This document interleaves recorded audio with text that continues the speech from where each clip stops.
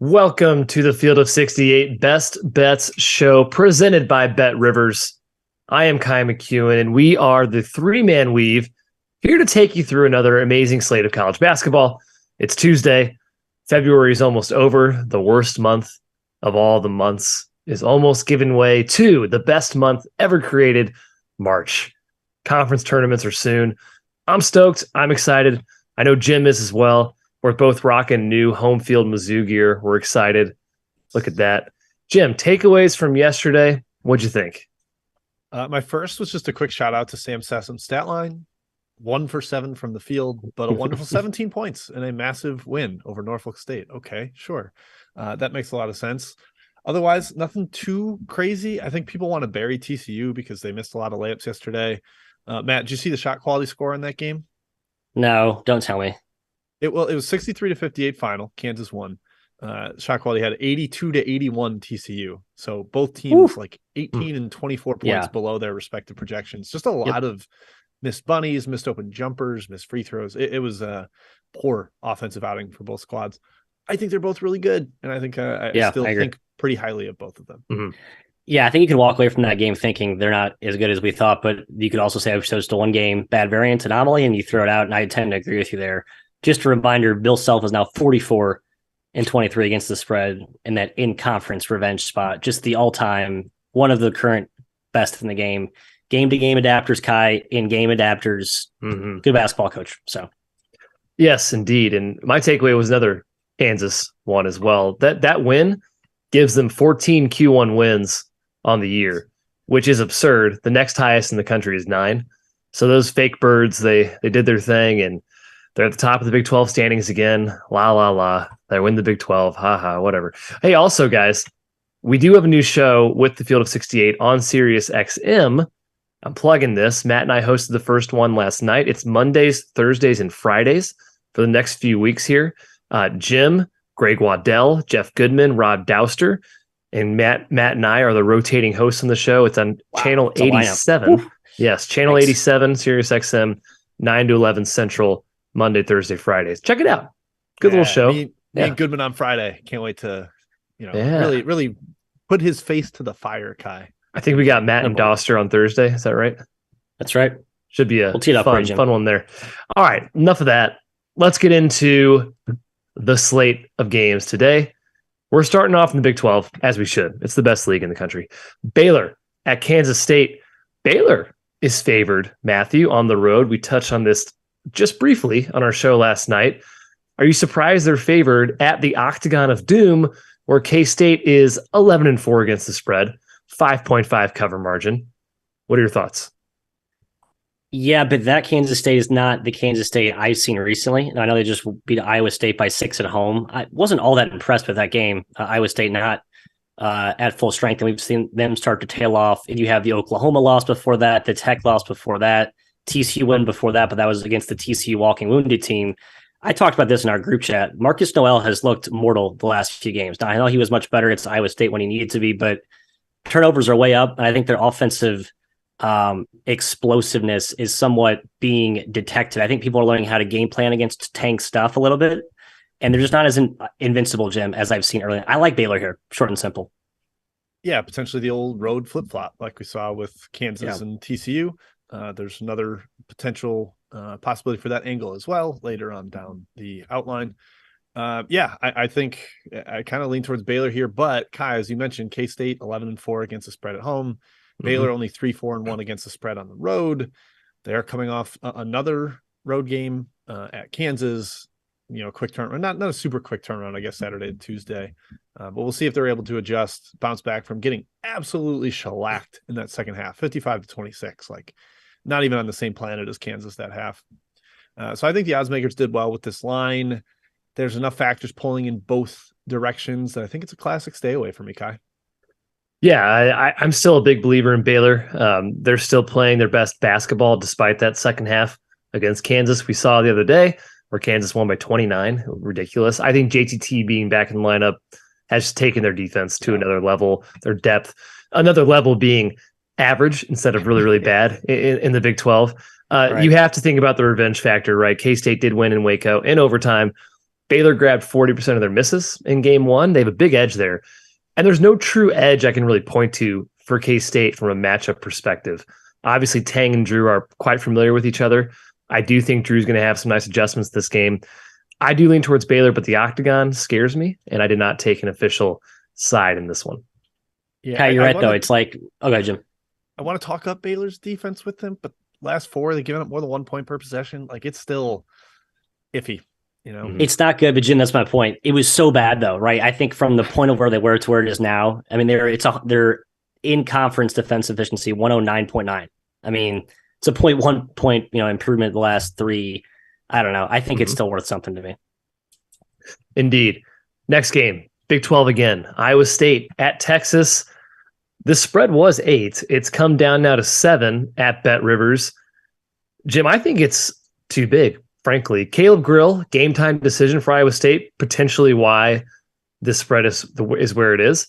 Iowa State hasn't lost a conference game by more than 8 points all season. Who do you like in this one? Iowa State if Grill plays, but I think he matters a lot. I mean, he did not play at K-State. They hung around in kind of a slop fest, but the game he missed prior to that was at Mizzou when they got boat raced and run out of the gym. I think that matters a lot. Just not having another floor spacer on the court puts a little more pressure on Holmes to knock down shots. Kalsher has come back down to earth lately. That's been somewhat of an issue for them. And Matt, Texas has been pretty solid too. They're going to have the old revenge angle on the mind, having lost at Hilton Coliseum. And I just generally don't think I've given Texas enough credit this year. If Grill is out, I think I will like the under. Just based on where the number's at and taking off a shooter from the floor. Also a guy that will take quick shots. Like if Grill sees an opening, he will take transition threes. Less possibility of that when he's off the floor. So going to keep an eye on him, Matt. If he's in, probably an Iowa State lean. If he's out, probably an under lean. I agree. We always say players don't matter until they do. I think Caleb Grill absolutely matters. Had 17 in the first matchup against Texas. In that game, Kuntz did not play.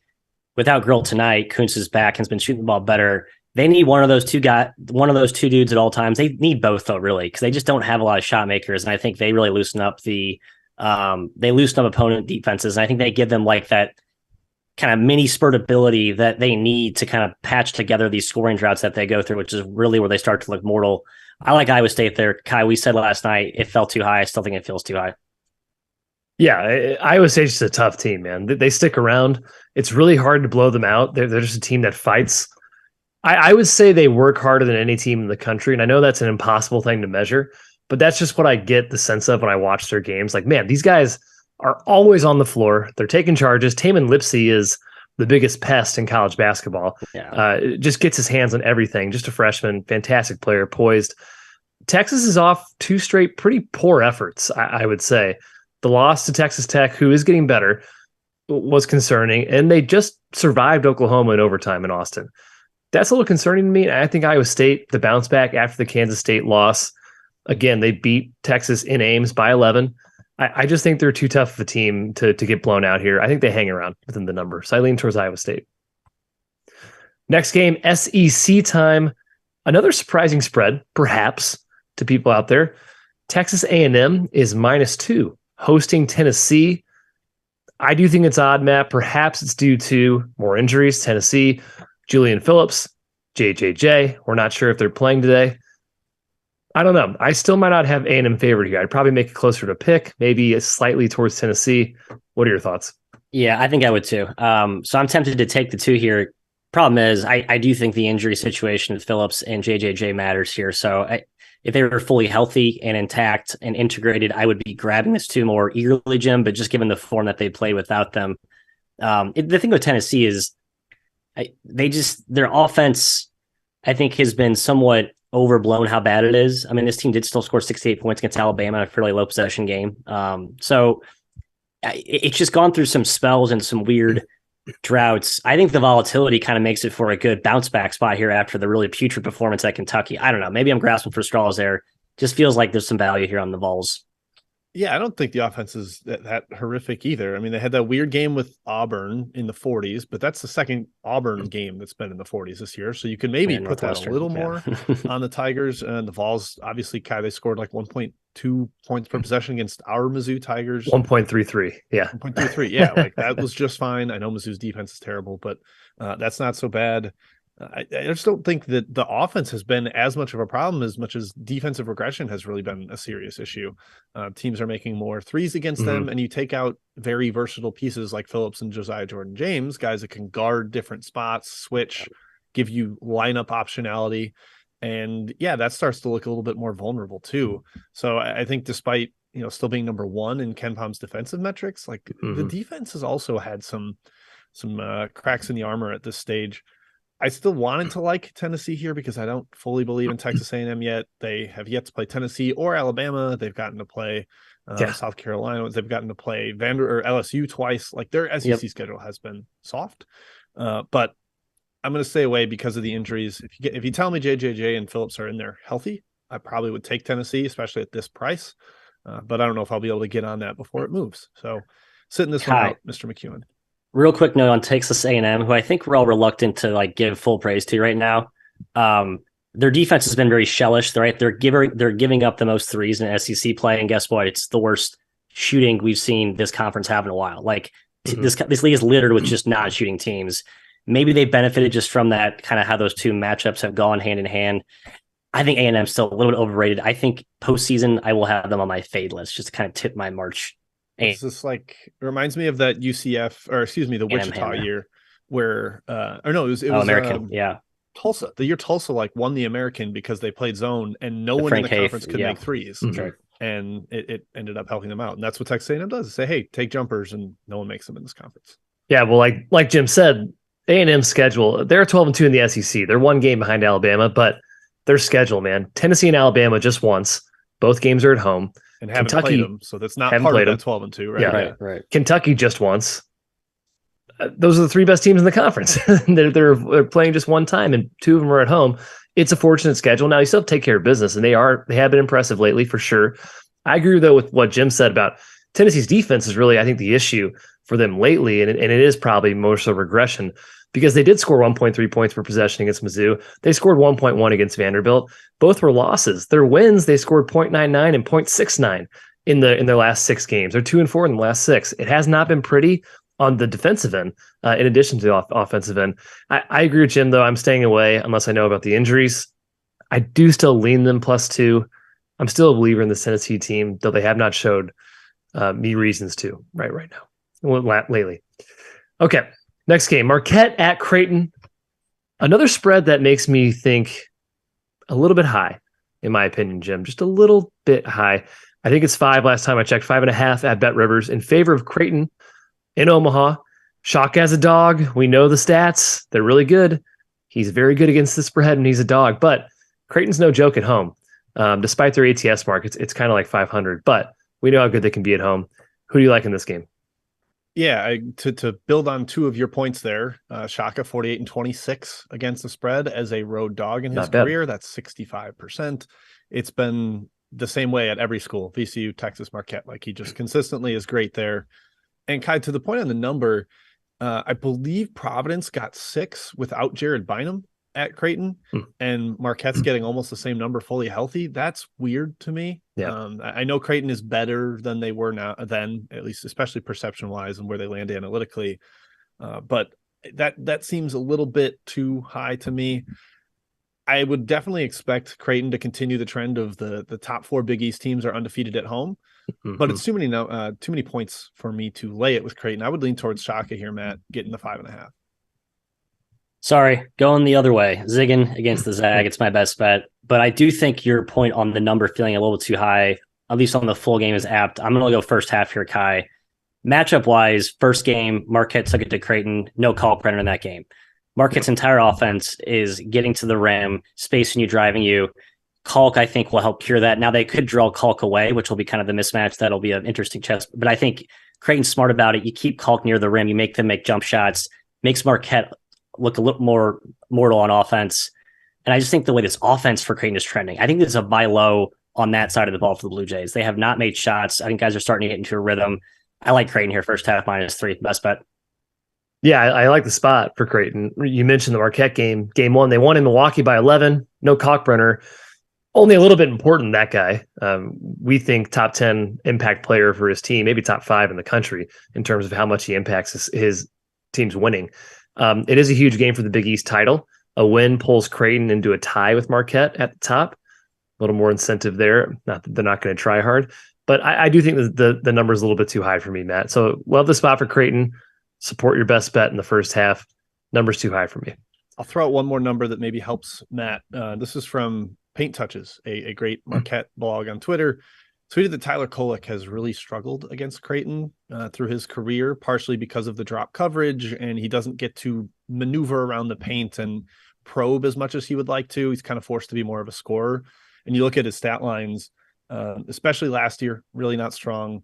This year, he couldn't score, 1 for 9, even without Kalkbrenner, but he had 8 assists and no turnovers, so hard to really condemn that performance. But that might be something where this Creighton defense is a little bit of an antidote to the great Marquette offense. I like the under as well. It's been bet down a little bit. I think we made some good points that point toward under in this game. 146.5 currently. Ballsy, Marquette under. Ballsy, Jim. I know. Or, Matthew. I think they can slow him down. Creighton will slow him down a little bit. All right, Chat Mob Part 1. We got Jim on czar duties. What do we got? Going straight to Matt, he was directly asked a question from Joey about EMU. The Fighting Imani Bates is being favored. They are hosting Western Michigan. I'm seeing 3.5 for your Eagles, Matt. Do you trust Imani here? They are currently, both these teams are outside of the MAC tournament. You have to be in the top 8 to get there. So they need wins.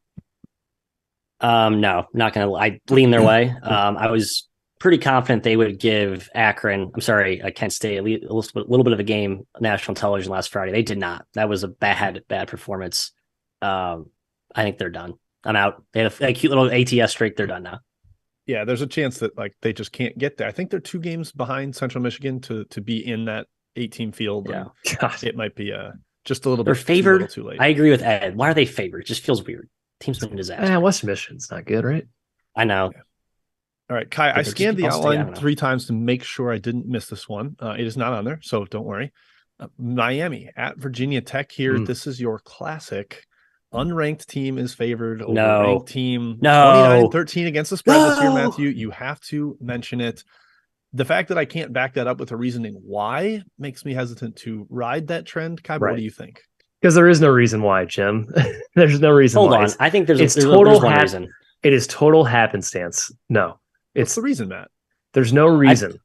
I think there's something to the angle of you have a ranked team coming into your building. I think you just adds a little more juice to the home spot. And more pressure on the road team. I don't know. That's a very sliver Reachman angle. I think most of it is just correlation with Big Ten conferences being so awesome at home, Big 12 being so awesome at home. I think there's more things that are behind this trend than just unranked home favorites, boom, system. I don't know. I think pull back a layer or 2. Track it over the last 5 years. I bet it's 50-50. I actually think it's strong over the last 5 years. I think I saw a couple people tweeting about this today, which is weird to me. The one thing I was talking with Tim Murray on VSiN today, and we were like, all right, maybe it's because these teams that are home and favored at unranked have actually been kind of unlucky in a way where they've been better than their record indicates, which is why they're not ranked. And then you get some regression. I don't know, those forces there. Anyways, Kai, Virginia Tech, Miami. What do you think? Yes. Remember, spreads are independent of rankings, right? These teams are still good that are favored at home. They're good teams. That's why they're covering as well. They should be favored in these spots. Virginia Tech has definitely had a tough year. I lean Miami actually here, Jim. Trends aside, I think Vodtek's kind of done, frankly, to this season. And I've been very impressed with Miami lately. I think I'm starting to buy the dark horse factor in the NCAA tournament, which I've been kind of resisting for the last couple of weeks. Yeah, really good guards. And we don't think Virginia Tech defends well in space in ball screens. You put Basili in space, and I think that's a problem matchup-wise. All right, Matt, back to the MAC. Kent State, who you said thought would get a game from EMU. They are on the road at Ball State and Muncie, laying 3.5. Tough spot for them trying to stay near the top of the league. The other big MAC game is on the outline, so don't worry. Akron Toledo will be discussed in detail. Ball State bounced back after a disgusting home loss to Western Michigan. I think they were looking ahead for sure to this game, but I would need 5 to take Ball State confidently against Kent State. Kent State's just too solid. I need 5 to take Ball State here. I buy that. Kai, another conference leader on the road, Youngstown State, the Penguins are at Robert Morris. They are laying 4.5 here. Do we think the Penguins keep rolling into that 1 seed in the horizon? I would not fade them. They're not at home, which gives me a little bit more confidence. I made the spread lower than 5 for sure, but I'm not fading Youngstown. Yeah, Robert Morris been fairly solid lately. They just whooped Bobby Milwaukee at home, another one of the top leagues or top teams in that league. I'll take this one from Michael Zhang. Colorado State at San Diego State, 10.5 spread there for the Aztecs at home. I'm worried this is a little bit of a look ahead for the Aztecs. They've got at the Pit and at Boise coming up their next 2 games. Laying double digits here, I could see them playing with their food a little bit, but we have seen in the past, Matt, this athleticism of the show and Dutcher's team gives Colorado State a lot of problems. I think they get up 20 in every game, and sometimes they blow the lead and Colorado State comes back, and sometimes they maintain it. So slight lean to Colorado State, but not going to bet it. Yeah, ton of dynamics both ways here. Like, I really like San Diego State, but I think there's a chance Colorado State takes them to the wire. We've seen them do it before in spots where they had worse talent. Medved's really good. Dutcher usually schemes well against them. No play for me here, though. All right, Kai, to you, SLU at Richmond, about a pick 'em, I believe. Obviously, big thoughts go out to Mr. Mooney on the Richmond side here. Yeah, Mooney away from the team. He's having heart surgery. We'll keep him out for the rest of the season. We wish him luck for that. From a strictly on-court perspective, I like SLU here. I'm not afraid of Richmond's home court. It has not been strong this season. And SLU is still in play for the A-10 title. They have VCU and Dayton left on the schedule. They've lost to both those teams, but with them still on the schedule, they can split those games, the season series, pull themselves into a tie or an outright first place win. So I think plenty of motivation. I also think Richmond's defense is terrible, and SLU's offense has the juice to score on the Spiders at will. All right, we're going to go back to the outline. I saw VCU St. Joe's. We'll get that later. ECU and Tulsa will come later in best bets. So, yeah, we're going to hit more games, but Kai, back to you for the outline. Big Ten country, Indiana at Michigan State. At first, Matt, I thought this spread looked pretty high. Michigan State -3. I looked at my line that I made. I juiced up home court just a bit for Michigan State because of the Big Ten angle. I made it right around where it is. I don't think you can call these teams equal right now on a neutral floor for sure, but I do give a lot of credit to Big Ten home. Sparty 7-5 against the spread at home. Indiana smashed them in game 1. I don't know. If you took away home court, the Big Ten thing, Matt, in my head, I probably lean Indiana. Yeah. But what are your thoughts? That's it. Right. 68-41 against the spread through the weekend. Our home teams in the Big Ten, Jim. Wait, what'd you say it was? 68-41 against the spread. Okay. I thought you said 61-48. So 68-41. Thank you. You're right, against the spread. That's even better. It's actually insane. And that's why I'm not taking IU, but I do think this line's too high. I know Sparty has still been sneaky solid, right? Kind of just flying under the radar in the Big Ten. Hadn't really done anything super wrong, kind of forgotten about him, which feels like a bad spot to fade Izzo, kind of a back against the wall. We're going to, maybe underachieve here. So just don't bet IU here. I think the right side. I wouldn't chase that dollar tonight. Hoosier Nation. Yeah. I like Michigan State, both from the home angle of the Big Ten and Izzo's press conference after the Michigan game about how emotional it was to get back on the court after the shooting at Michigan State. And just kind of, he's like, I asked my players for 40 good minutes and they gave me 38, and I can't really ask more of them after this. They just ran out of gas in the end. The one problem is they got beat up inside. Terrace Reed took them to the woodshed, and now you've got Trace Jackson Davis and Race Thompson coming to town. So I worry a little bit matchup wise, but Kai, I think I would ride the emotional spot and the angle of how strong Big Ten home has been with Sparty. Yeah, Indiana's going to smash them inside. TJD had 31 and 15 and 5 blocks in the first matchup. They have no answer for him. And Matt said it when he said Sparty has been solid. Exactly. They're just a solid team. They're not scary. They don't scare me. I doubt they scare Indiana, but spot-wise, I do lean towards Michigan State here. Number, I can't get there, so I'd stay away. I'll be honest, real quick. Michigan State's wins, Ohio State, and then at home, Maryland, Iowa, Rutgers. Yeah. All teams with stark home road performance in the Big Ten. So I don't know. I still think Indiana's a better team. I think it +3 is a good value. Sorry, Jim. Yeah, I like the over a little bit, by the way. Next game, we're talking our Tigers, Jim. Mississippi State at Mizzou. Mizzou minus 3.5. It's a huge game for both teams. A win by Mississippi State likely locks them into the tournament. It would be another Q1 victory. They're already on the right side of the bubble, just barely. Mizzou needs to stop bleeding. It's their last chance at a quality win with LSU, Georgia, and Ole Miss remaining on their schedule. Game 1 was really bad, Jim, if you remember. 0.79 points per possession for Mizzou. Couldn't do anything. Do they bounce back at home? Yeah, they shot terribly, and they made like 2 or 3 threes in the final 2 minutes to make their 3-point percentage look respectable. But hey, so did Mississippi State. They didn't make threes. They never make threes. They're one of the worst shooting teams in the country. The problem was the paint. Mizzou competed on the glass, basically a wash there. But the finishing inside has been a real bugaboo for Mizzou. In the half court, they struggle to get quality 2-pointers. Most of their good twos are via steals and transition and running off defensive rebounds. And Mississippi State forces you to play in the half court. And so Mizzou was sub 40% in the first game inside the arc. Mississippi State shot 60%. I'm worried that split continues. So I lean Mizzou from a spot perspective, Matt. From a matchup, I have to kind of tilt towards Mississippi State. So sitting this one out, staying away. Yes, I disagree with the money. I do. I think the Fighting Christians are due for some shooting regression. Are they a good shooting team? By God, no. They're horrible. But these percentages are just insane. Like 3 for 25, 3 for 19. There is at some point, I don't care who you are due some positive regression in that direction. They continue to get pretty good shots. I mean, they've been scoring efficiently inside. Tolu's been really good now that he's fully healthy, kind of playing through him more. I just think they're kind of a buy low on the offense, and their defense is just suffocating. I think they get the sweep tonight of the Tigers. Sorry, gentlemen. I do. I kind of buy it. Isaiah Mosley's been out the last few games. No one really knows why. It's personal. There's tons of rumors. Who knows what it really is? I don't know if he's playing. He probably won't, to be honest. I just can't count on him to play. I do think Mizzou bounces back here a little bit. They do shoot better at home. They are off a really disappointing effort against Texas A&M. A little bit better in the second half, but not a great effort overall in that game.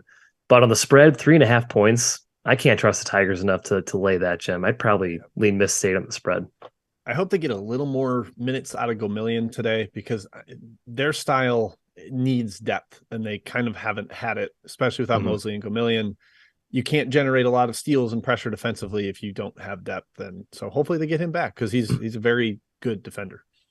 He is, yes. Did he play last game? I thought he was available. 3 minutes, one turnover, didn't really do anything. Yeah. All righty.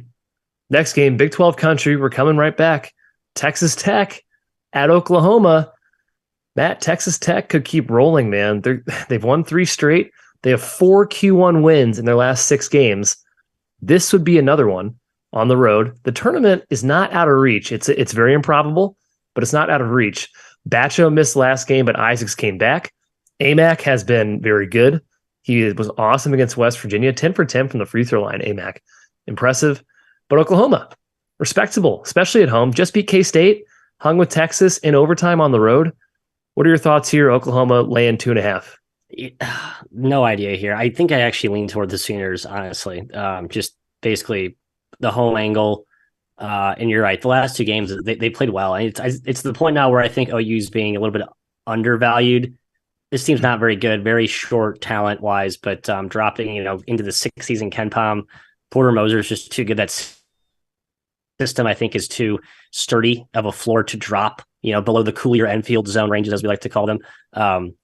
So yeah, I spot here. Jim favors OU. I kind of like OU. I know Tech's starting to get a little bit back in a rhythm, but I think the Sooners get this done tonight.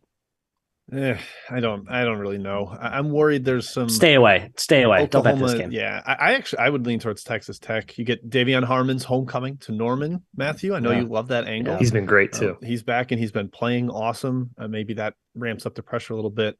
Oklahoma only 5-8-1 against the spread at home. Texas Tech 4-3-1 on the road, so maybe tilts a little bit towards the Red Raiders. They got Pop Isaacs back last game, 15 points off the bench, gave them a real offensive boost at West Virginia. Got the possible road flip-flop Kai. Oklahoma won in overtime in the first meeting in Lubbock. I actually like Texas Tech here. In game 1, no Batcho, no Amac, no Isaacs for Texas Tech. Extremely shorthanded. I like Tech too, man. Plus 2.5. I think they keep it going. I think they win outright and they make things very interesting for the tournament. next couple Isaacs days. could be, Isaacs is huge. I mean, he really is. He's just an awesome shot maker. And I like that he's coming off the bench, at least last game. Yeah. It's a role that suits him better, in my opinion. You're getting a healthier Fardaws. He's been pretty productive lately. I think that matters. Like his first couple games back off an injury. We'll talk about another injury similar to that later. But I think I'm giving him credit for needing time to get healthy. Yeah, absolutely. All right, let's finish off the rundown here with a Maction contest. Akron at Toledo. Did we realize Toledo's won 11 straight, Jim? Yes, I'm not sure. I realized they've won 11 in a row. Now 7-4 against the spread, so not a juggernaut, but still pretty solid against the number. Akron's tumbled a bit. They lost to Toledo and Ohio back to back, but they just smoked Eastern Michigan and Buffalo. Perhaps they got right in that. Toledo's favored by 4, Jim. What are your thoughts? Yeah, this is the clash of physical, disciplined half-court team, which is Akron, and they're rebounding. Freeman is going to probably have his way with the Toledo front line versus the incredible spacing and potent offense of Toledo. We've been burned a little bit recently with Toledo. Kai, I know that you said 7-4 against the spread last 11. We've had them first half, I think, last game. They did not cover, unfortunately. Matt, I lean towards Akron here. I think they make this a street fight. I'm not fading Toledo. That's just a lean. I'm not betting it, but I don't fully trust Toledo against physicality yet. I do. I just think I think they can negate that with how they play. And against this Akron team, who I'm just still not all the way sold on yet. I'm right on Toledo here. I think they took him down in the first matchup, picked him apart, won by 10. Akron, as Jordan Majeski points out, like they never lose at home. And that's pretty impressive performance there. Toledo kind of played with their food last game defensively, weren't that engaged. I think they're looking ahead to this rematch with Akron. I think they get the sweep here. Toledo first half is always the preferred wager when betting our Rocket Chips squad. So that's where I'd go here. Toledo first half -2.5. Yeah, Toledo, you mentioned, Matt, they're going for the sweep. They won by 10 the first game. They shot 28 free throws. It was a bit of a foul fest for Akron, and they're also 50% from three. They are a dangerous team. They put 1.27 points per possession up on Akron. That's very impressive, but I'm kind of with Jim here. I think Akron bounces back. The Rocket offense is explosive, very scary. I'm not confident in my side lean here, but 4 points is a lot, and I still think this Akron team is very good. I still kind of think they're going to win the MAC tournament, even though I like Kent State the best out of this conference. I lean towards Akron +4. I'm upset with both of you falling into the Akron trap. I'm really upset with both of you. Come on. I think Matt and I disagreed on like 7 of the 8 games on the outline. So fun day. Ooh. That does it for the rundown. Let's go Chat Mob Part Deuce. Kai, back to you for an A10 game here. VCU laying 5 on the road at St. Joe's. Is it weirdly a letdown spot for VCU after blowing out a game Fordham squad? Maybe. I think VCU can take care of business, but we've talked about St. Joe's recently. We've been impressed by them. They have really good guards, but VCU's defense, very good on the perimeter. Ace Baldwin, very good on-ball defender. I think the spread's about right. I stayed away. All right, Matt, how about out west? Utah State Aggies are a 6-point favorite at Wyoming. Again, team that is down to very, very few players. Does Utah State keep rolling after their big comeback win, trying to get closer and closer to the bubble? Basically, first 4 out in just about every bracketology you're going to find right now. Yeah, again, away from home, they haven't been as great. I mean, I know they won at Colorado State, but I guess it's a little too short just given how depleted Wyoming is. It's just Wyoming's such a tough team to handicap right now. I can't have any certainty when I'm betting those games. All right, Kai, your best bet exists in Villanova Xavier, so we will discuss that very shortly. Instead, you'll get Nevada, a home favorite, -8.5 against San Jose State. Timmy Miles and the boys been very feisty. Are they gonna stick around in Reno? Yeah, the spread's pretty high. I respect Nevada. I realize how good they are this season, but 9 points is a lot for San Jose State. I think they can stick around, hang around inside the number here. Just a lean. All right, Matthew, in the ACC, Georgia Tech at Pitt. Pitt is laying 12. They're coming off a loss at the other Tech in this league, Virginia Tech. Georgia Tech is without Davon Smith. That really spooks me out. I thought maybe they could hang around with their zone type looks, but Pitt can really shoot it.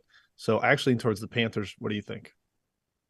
I don't trust Pitt laying this many, even without Davion Smith. I mean, the last last 2.5, 3 games for Georgia Tech haven't been all that terrible. I mean, God, they almost won at Wake and they beat Va Tech. So I can see Pitt kind of dancing around the 6 to 8 point margin most of the game and just not quite putting Tech to bed. I lean Tech.